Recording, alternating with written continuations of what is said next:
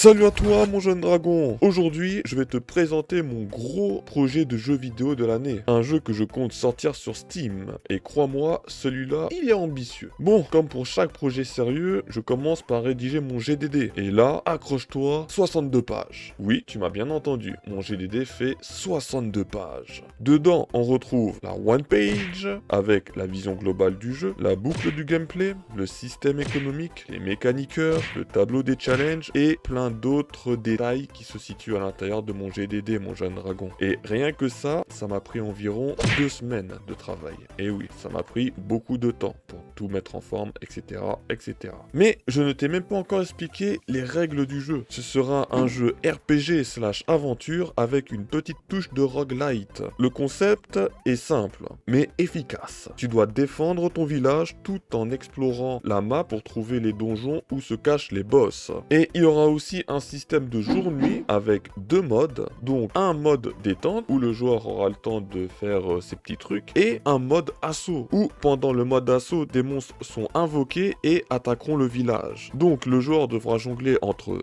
défendre le village, explorer la map, trouver le donjon et éliminer le boss à la source du problème. Et à chaque fois que le joueur élimine un boss, là il passe aux phases suivantes et donc ça va aller de plus en plus difficile. Bon, une fois que mon GDD est clair, j'ouvre Godot, je crée un nouveau projet et on y va pour transformer toute cette petite idée en projet réaliste. Pour les assets graphiques, j'ai décidé de travailler principalement avec CraftPix. C'est un créateur d'assets indépendant spécialisé dans les univers de RPG aventure, tu vois. Et moi personnellement, j'ai pris l'abonnement annuel car de 1, c'est plus rentable et de 2, je sais que je compte utiliser ces assets, du moins réutiliser ces assets pour mes futurs jeux vidéo que je vais encore une fois publier sur Steam, car cette année je compte publier au moins 5, 6, 7 jeux vidéo commerciaux, t'as capté, avec des jeux du même style, donc RPG, aventure, tout ça.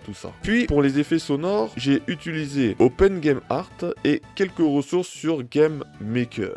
J'ai pas encore ajouté de musique. Faut d'abord que le gameplay soit solide avant que j'y ajoute l'ambiance sonore. Bon, je commence par créer la scène de menu. Pour l'instant, simple. Dans la scène de menu, il y aura juste 2 boutons, un jouer et un quitter. Pour l'instant, c'est temporaire, mais quand le jeu prendra forme, je mettrai un vrai écran de menu. Ensuite, la scène principale de gameplay. J'ajoute le personnage joueur, puis je mets en place les animations, le script de déplacement, la synchronisation des directions et aussi d'autres petits codages au niveau du personnage comme le dash, l'esquive, tout ça, etc., etc. Et oui, bon, dit comme ça paraît simple, mais derrière, j'ai empilé plein de conditions, c'est-à-dire que j'ai dû mettre des ifs et des ceci, des cela pour que tout marche nickel. Et oui, donc ça m'a pris quand même beaucoup de travail, ça aussi, juste pour le personnage. Ensuite, j'ai ajouté un petit son de pas et ce petit détail change tout parce que quand je me déplace avec le personnage, bah tout de suite c'est plus agréable de jouer, même si la map elle est totalement vide, hein, mais le fait qu'on entend les petits bruits de pas quand tu te déplaces et que ça soit synchro avec l'animation de pas du personnage, bah tout de suite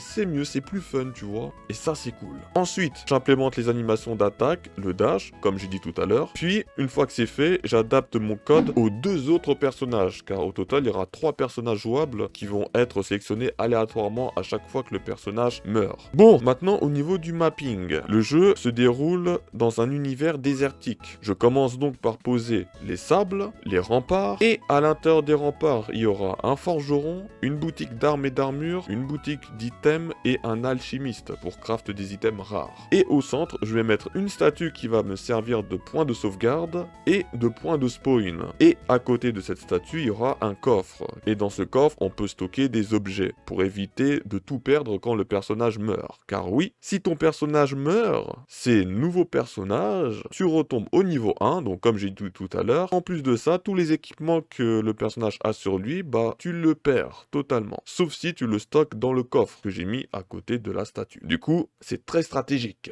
Le jeu va être très stratégique et ça c'est cool. Bon, actuellement, je n'ai pas encore terminé le mapping. J'ai juste fait le mapping autour du village, autour du rempart, tu vois, comme tu peux le voir. Et en ce moment, je suis en train de coder tout ce qui est sur le système des collisions. Pour le moment, il y a encore quelques bugs à régler, mais ça avance. Voilà, c'est juste que ça prend du temps. C'est maintenant l'heure de la conclusion. Bon, si la vidéo t'a plu, n'hésite pas à lâcher ton plus gros like. Abonne-toi à ma chaîne pour suivre l'évolution du projet, parce que crois-moi, ce jeu, je compte bien l'emmener jusqu'au bout. Et tu le verras sur Steam, ça, tu peux me faire confiance, mon jeune dragon. Bref, sur ce, je te dis, prends soin de toi, et... outro.